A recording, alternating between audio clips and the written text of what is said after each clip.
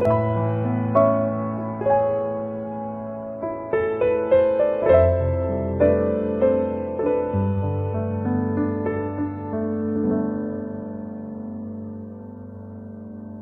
삶은 하나님의 성막을 짓는 것이 우리의 가장 큰 삶의 목적이고 이유라는 것이지요. 그래서 오늘 함께 보았던 말씀은 출애굽기 31장 1절부터 11절까지의 말씀입니다. 우리 요즘 이 시대에 많은 사람들이 어떠한 생각과 어떠한 가치관과 또 어떠한 시선을 가지고 살고 있는지 우리 렘넌트들이 또 학교에서 살다 보면 많이 보게 되어지죠. 요즘은 어떠한 삶을 많은 사람들이 살아가냐, 나 중심의 삶을 많이 살아가는 것을 보게 되어집니다. 그래서 어때요? 학교에서 어려움을 당하는 친구가 있고 어려움을 당하는 사람이 있어도 별로 크게 관심을 갖지 않죠. 그것에 별로 관심이 없어. 그냥 내가 공부하기에 바쁘고 내 앞가림하기에 바쁘고 내가 가지고 있는 문제와 고민 해결하기에 바쁘지 내 옆에 친구가 고민하고 있는 것에 별로 관심을 갖지 않습니다. 그런데 하나님은 그렇게 말씀하고 계시지 않죠. 그런데 하나님을 떠나다 보니까 이 세상이 하나님과는 반대되는 나 중심의 삶을 살아갈 수밖에 없는 것입니다. 그래서 예전에 꽤 오래됐겠죠. 제가 오래전에 기억하는 거니까 한 개그 프로그램에서 어떤 유행어를 되게 이렇게 밀어붙였던 그 개그 프로그램이 있었습니다. 근데 거기에서 어떤 얘기를 했었냐, 나만 아니면 돼 라고 얘기를 하는 어떤 그런 개그 프로그램이 있었어요. 그래서 그냥 나만 아니면 네가 고통을 받든지 말든지 그게 나만 아니면 돼, 나랑은 상관없는 거 아니냐, 그렇게 얘기하는 거였어요. 근데 하나님은 그렇게 말씀하고 계시지 않죠. 우리의 삶 자체가 전혀 그런 목적과는 다르다고 말씀하고 계시는 것입니다. 그래서 그러다 보니까 지금 시대에 우리나라를 특히 보면 점점 인구가 줄어가고 있다고 얘기를 하죠. 그래서 부산이 좀 굉장히 심각한 상황인 걸로 알고 있습니다. 인구 소멸의 시대다라고 얘기를 하죠. 그래서 부산을 조금만 돌아다녀 보면 거의 그 할아버지 할머니들만 계시고 아이들이 아예 보이지가 않는다고 얘기를 해요. 왜 아이들을 낳지 않을까요? 내가 원하는 삶을 살고 내가 원하는 것을 이루기에 바쁜데 언제 아이를 낳아서 또 기르냐는 겁니다. 그러다 보니까 또 아이도 낳지 않게 되는 그런 시대가 되었습니다. 그런데 하나님은 우리에게 말씀을 통해서 우리를 부르신 이유가 전체를 살리는 그 언약 속에서 나를 부르셨다고 말씀하고 계시지요. 그저 내가 살기 위해서, 나만 만족하기 위해서, 나의 문제만 해결하기 위해서가 아니라 학교 전체를, 내가 있는 모든 현장을, 내가 있는 학원을, 가정을 살리기 위해서 나를 부르셨다고 말씀하시죠. 그래서 오늘 우리가 데이비드 리빙스턴이라는 선교사님에 대한 얘기를 또 하게 됩니다. 우리가 전에도 한번 비슷한 선교사님에 대해서 얘기를 했었는데, 이 리빙스턴이라는 선교사님도 어느 날 예배에 참석하고 말씀을 들었는데 너무 은혜가 되는 거예요. 그래서 너무 감사한 마음에 하나님께 헌금을 하고 싶은데 헌금을 드릴 게 없는 거예요. 그래서 이 선교사님이 예배가 다 마치고 이제 예배실 다 정리하고 있는데 헌금 접시를 자기 앞으로 가지고 와가지고 그 헌금 접시 위에 이렇게 섰다고 합니다. 그러니까 우리 말대로 하면 그 헌금 바구니 위에 우리가 이렇게 딱 선 거죠. 그래서 목사님이 리빙스턴한테도 물어본 거예요. 야, 리빙스턴아 뭐하냐? 왜 여기 위에 서냐? 이렇게 물어보니까 내가 하나님께 헌금을 드리고 싶은데 드릴 게 없어서 나를 하나님께 드리기 원합니다, 이렇게 얘기를 했다고 합니다.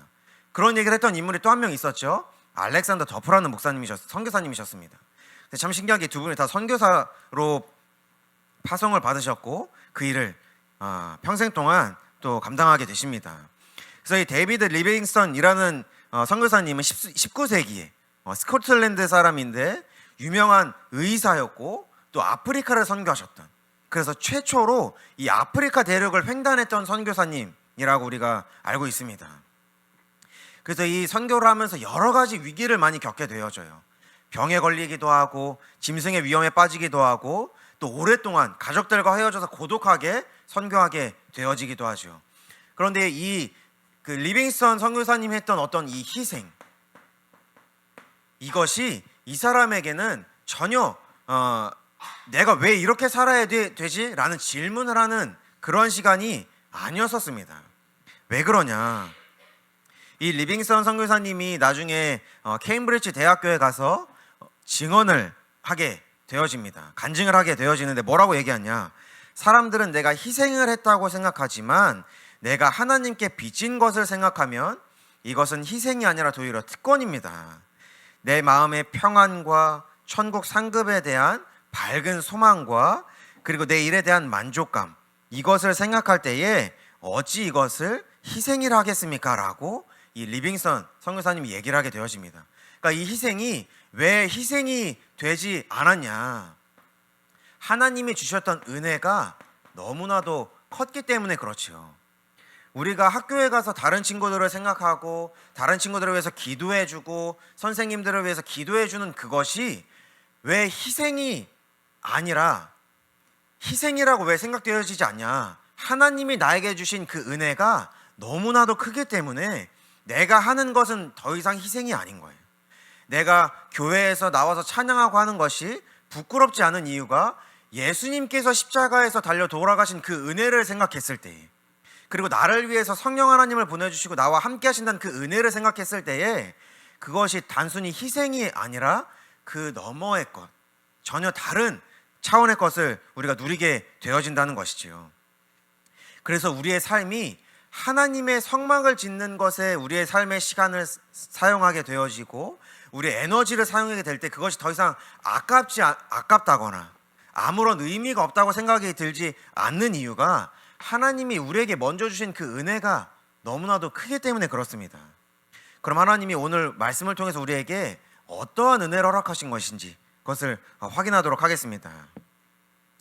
출애굽기 31장 2절에 보니까 우리가 말씀을 통해서 확인했죠. 하나님이 브살렐이라는 인물을 부르시게 되어집니다. 근데 하나님이 여기서 부르실 때 뭐라고 말씀하시냐? 지명하여 불렀다 이렇게 되어 있죠.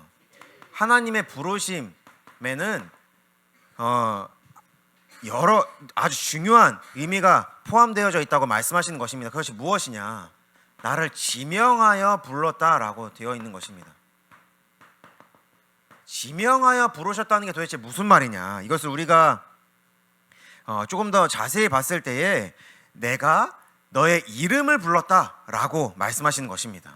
내가 렘넌트들 너의 이름을 한 명 한 명씩 지명해서 한 명 한 명씩 불러서 나의 앞으로 오게 했다고 말씀하시는 것이죠. 그래서 이사야 43장 1절에도 보니까 야곱아 너를 창조하신 여호와께서 지금 말씀하시느니라. 이스라엘아 너를 지은 이가 말씀하시느니라. 너는 두려워하지 말라. 내가 너를 구속하였고 내가 너를 지명하여 불렀나니 너는 내 것이라 이렇게 말씀하시죠. 우리를 창조하시고 지으신 분이 하나님이라고 얘기하고 있는 것입니다. 그리고 이 하나님이 내가 누구인지를 아시고 나의 과거의 시간과 현재의 시간과 미래의 시간을 아시고 나를 지명해서 부르셨다는 것입니다. 그래서 이것을 통해서 하나님 무엇을 알게 하시는 것이냐?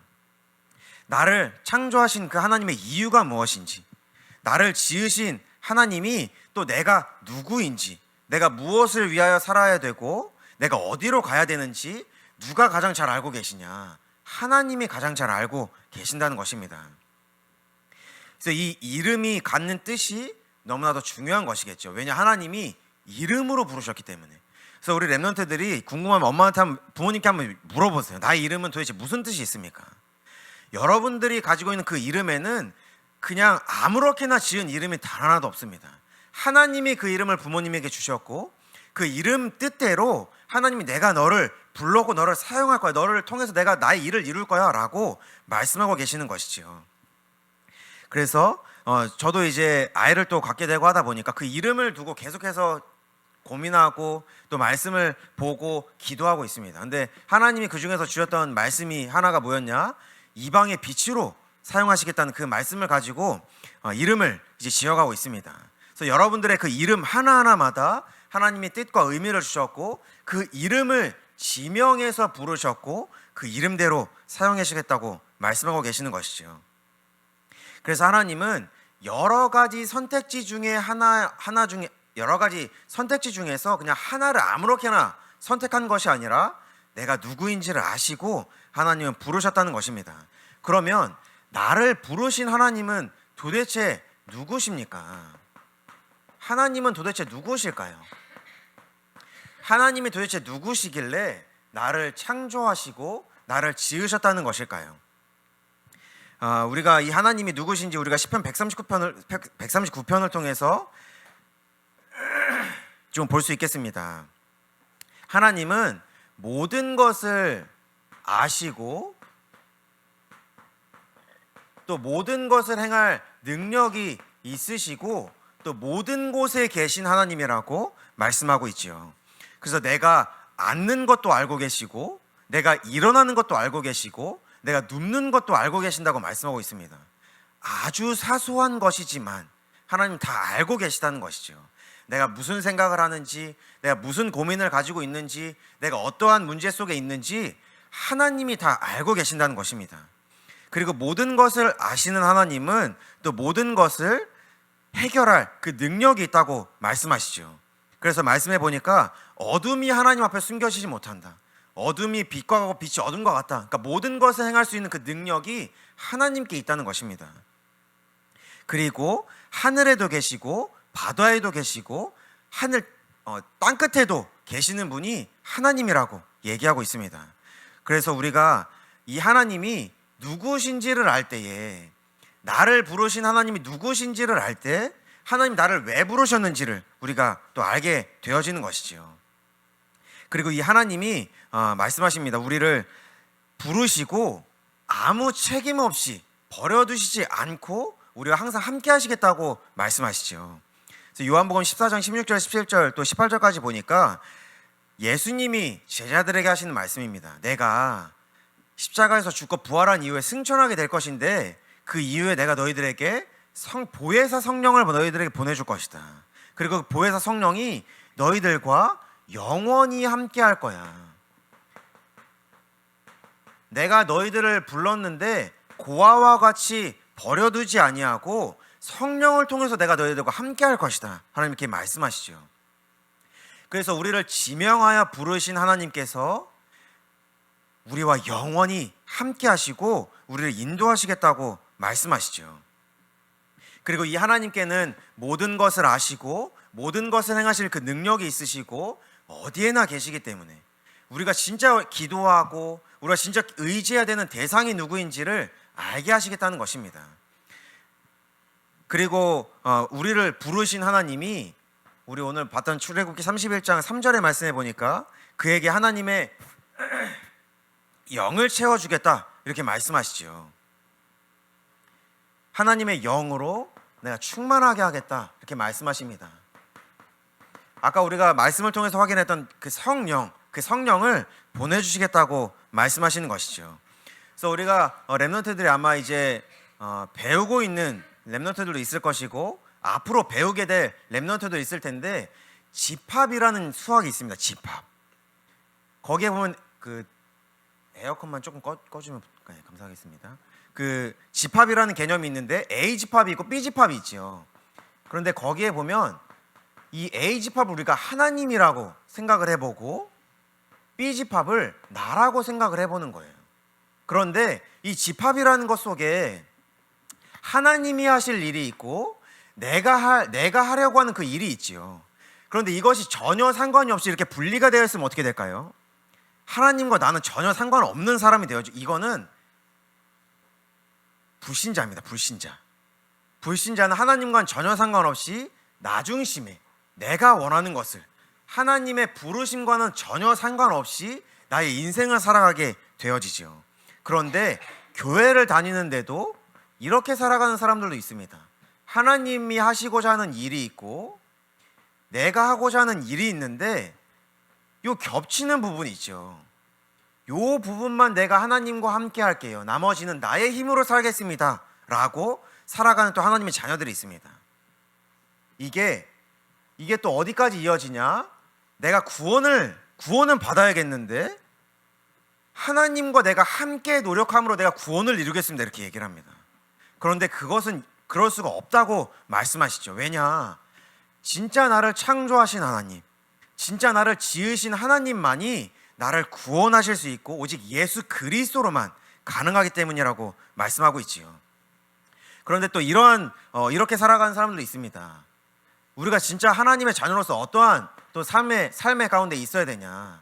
하나님이 하시고자 하는 이러한 일이 있는데 이 안에 내가 들어가 있는 것입니다. 이 안에서 하나님이 하시고자 하는 일에 내가 완전히 녹아들어서 하나님과 함께하는, 영원히 함께하는 그 삶을 우리가 누리게 되어지는 것이죠. 그래서 우리가 만약에 이렇게 밖에 있으면 어떻게 될까요? 우리가 하나님이 보내주시겠다고 하는 그 성령 안에 있지 않고 하나님 밖에 있거나 하나님이 하시고자 하는 그 일에 내가 하려고 하는 일과 하나님이 하겠다는 그 일이 만나게 될 때만 하나님의 일을 하겠다고 하면 어떻게 되겠습니까? 하나님의 밖에 있는 사람은 당연히 사단에게 지배받을 수밖에 없는 것이겠죠. 더 이상 보호를 받을 수가 없는 것입니다. 그래서 하나님을 그 선악과를 먹음으로 하나님을 떠났기 때문에 당연히 사단에게 묶이게 되어지고 지배받을 수밖에 없는 것이죠. 그래서 우리가 하나님 안으로 들어오게 하는 그 유일한 방법인 예수 그리스도를 우리에게 보내주셨던 것입니다. 그리고 그 은혜를 통해서 하나님이 우리가 그 하나님 안에 있게 하시고 이제는 우리의 인생을 하나님께서 책임지시겠다고 말씀하시는 것이죠. 왜 우리나라에 있는 많은 사람들이 자살을 할까요? 왜 OECD 국가에서 우리나라가 자살률이 1위일까요? 요즘은 5, 60대에서도 많이 또 자살을 하게 되어진다고 하는데 왜 그럴까요? 하나님 밖에 있다 보니까 나의 인생을 내가 책임져야 되는 것입니다. 그러다 보니까 더 이상 소망이 보이지가 않는 것이죠. 그런데 우리가 하나님 안에 있게 되어지면 나의 인생을 누가 책임지겠다고 말씀하시는 것입니까? 하나님께서 책임지시겠다고 말씀하시는 것이죠. 그래서 우리가 성령 안에서 나의 것을 발견하고 나의 것을 찾으라고 하나님이 그렇게 말씀하시는 것입니다. 하나님 밖에서는 나의 것을 찾을 수가 없다고 말씀하시는 것이죠. 우리가 렘넌트들이 이제 앞으로 내가 어떠한 일을 할 것인지, 어떠한 학교로 진학을 할 것인지 많은 고민을 하고 또 찾아갈 텐데 그것을 우리가 어디에서 찾아야 되냐? 성령 안에서 그래서 찾아야 된다고 하나님 말씀하시는 것입니다. 오늘도 우리가 말씀을 통해서 확인했죠. 31장 3절의 말씀에 보니까 그에게 하나님의 영을 채워주어 지혜와 총명과 지식과 온갖 기술을 갖추게 하겠다 이렇게 말씀하십니다.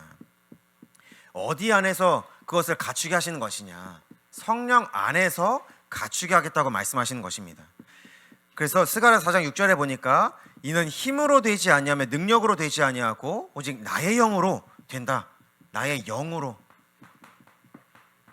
힘도 아니고 능력도 아니고 오직 하나님의 영으로 되어지는 것이라고 하나님이 말씀하시는 것입니다.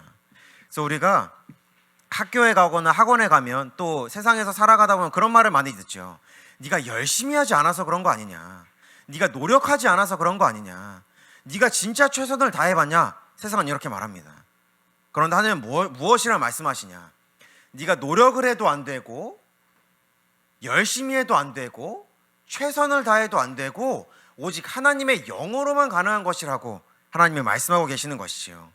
그래서 이 안에서 하나님을 위한 지혜와 총명과 지식을 갖게 하겠다고 말씀하시는 것입니다.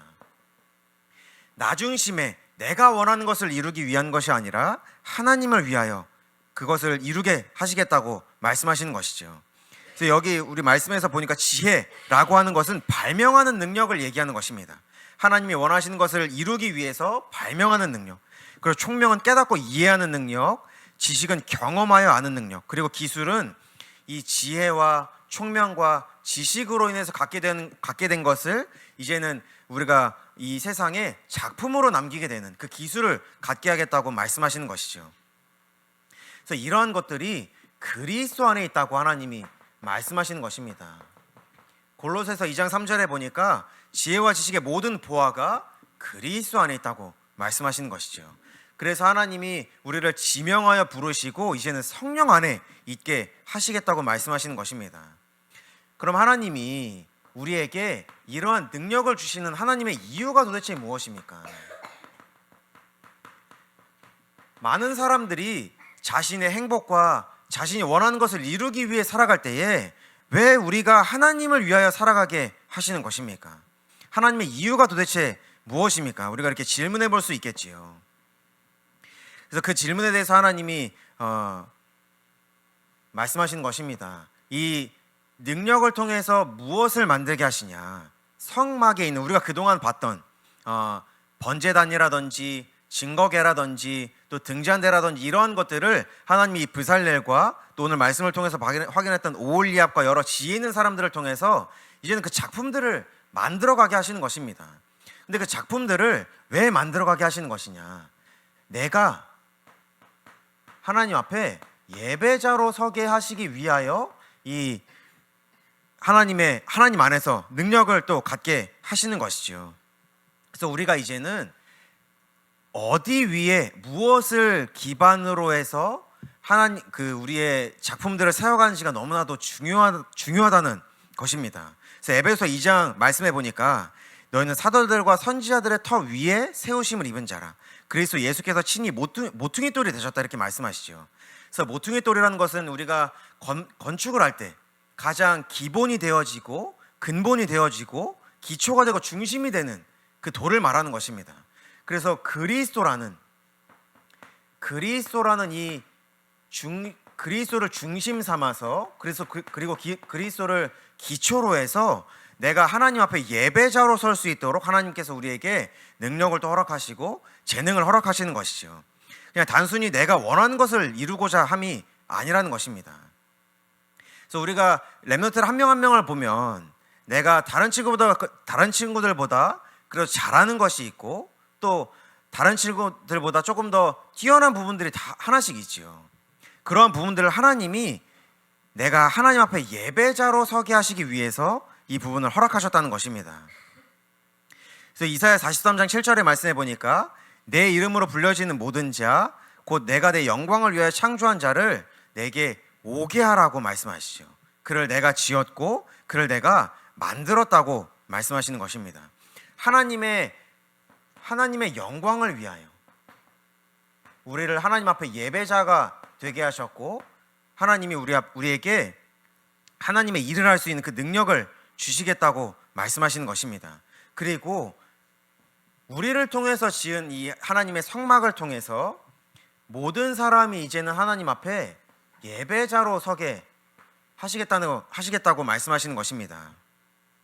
그래서 에베소서 2장 22절에 말씀해 보니까 너희도 성령 안에서 하나님이 거하실 처소가 되기 위하여 그리스도 안에서 함께 지어져가는 우리를 통해서 이제는 모든 사람이 하나님 앞에 예배자로 서게 하신 것입니다. 그래서 고린도전서 10장 33절에 말씀해 보니까 나와 같이 모든 일에 모든 사람을 기쁘게 하여 자신의 유익을 구하지 아니하고 많은 사람의 유익을 구하여 그들로 구원을 받게 하라. 하나님 이렇게 말씀하시죠. 그래서 하나님이 우리를 지명하여 부르시고 우리에게 각자에게 그 재능을 허락하시고 또 지혜와 지식과 그 총명을 우리에게 갖게 하시는 그 이유가 우리를 통하여 모든 사람이 하나님을 바라볼 수 있도록, 우리를 통하여 모든 사람이 하나님 앞에 예배자로 설 수 있도록, 우리를 통해서 모든 사람이 구원을 받게 하기 위하여 우리에게 그 재능을 허락하시고 또 능력을 허락하신다는 그 말씀이죠. 그래서 결론의 말씀입니다. 하나님은 우리에게 우리의 삶을 통하여 하나님의 성막을 지어가게 하시겠다고 말씀하시죠. 그래서 이 성전을 짓기 위하여 하나님이 우리에게 허락하신 그 또 하나의 아주 귀한 축복이 있다고 말씀하십니다. 그것이 무엇이냐? 각자의 현장에서 하나님이 우리에게 만남의 축복을 허락하시겠다고 말씀하시는 것이죠. 그래서 출애굽기 31장 6절에 말씀해 보니까 분명히 나는 단지파 사람 아히사막의 아들 오홀리압이 브살렐과 함께 일하게 하겠다. 그리고 기술 있는 모든 사람에게 지혜를 더하여 그들이 내가 너에게 명한 모든 것을 만들게 하겠다고 하나님이 말씀하시죠. 하나님이 왜 우리의 각자의 현장에서 친구라는 그 이름 아래에서 또 함께하는 사람들을 만나게 하실까? 그 이유가 무엇일까요? 우리의 현장에서 친구를 만나게 하시고 선생님을 만나게 하시고 함께 하시는 그 이유가 무엇입니까?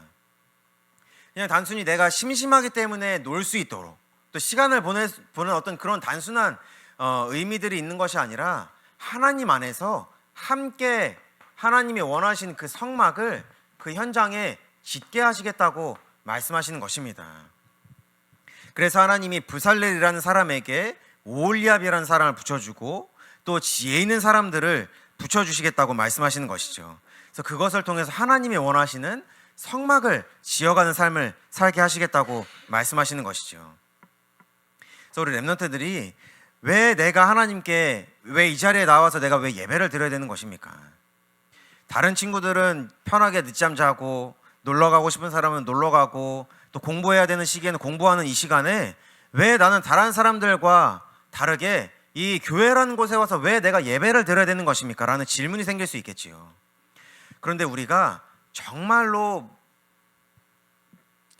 지음받은 이유가 누구를 통해서 지음을 받았는지 우리가 그것을 명확히 알아야 되는 것입니다.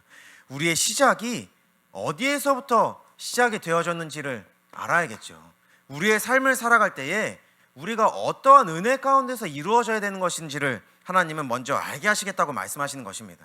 그래서 하나님이 왜 나의 이름을 알고 부르셨는지, 그리고 그 안에서 나에게 왜 지혜와 총명과 지식을 주셔서 어떠한 한 분야를 통해서 살아가게 하시는 것인지, 그리고 그것을 통해서 하나님이 무엇을 이루시겠다고 말씀하시는 것인지, 그것을 우리가 말씀을 통해서 확인하게 된 것입니다. 그래서 앞으로 많은 고민을 또 하게 되어지고 말씀을 보고 또 기도하게 되겠지요. 그 안에서 하나님이 나에게 허락하신 것이 무엇인지, 나에게 주시고자 하는 그 언약이 무엇인지, 나에게 주시고자 하는 그 말씀이 무엇인지, 그리고 그 말씀 안에서 하나님이 나를 통해서 이루시겠다고 하는 그 일이 무엇인지, 또 그것을 발견하는 우리 렘넌트들 되시길 기도하겠습니다. 제가 기도하고 마치도록 하겠습니다. 하나님 감사합니다. 우리 한 명 한 명을 이름으로 지명하여 부르시고 이제는 성령 안에서 살아가게 하심에 참으로 감사를 드립니다. 이 성령 안에서 오직 하나님이 원하시는 그 성막을 지어가는 삶을 살아가게 하시고 이제는 우리의 각 현장 가운데에 하나님이 허락하신 그 만남의 축복을 통하여 함께 성막을 짓고 나를 통해 모든 사람이 구원을 받고 나를 통해 나의 현장에서 만나는 모든 사람이 예배자로 세워지는 그 은혜를 누리는 여기 모인 모든 주의 자녀들 될 수 있도록 주께서 은혜를 내려 주옵소서. 감사합니다. 우리 주 예수 그리스도의 이름으로 기도드렸습니다.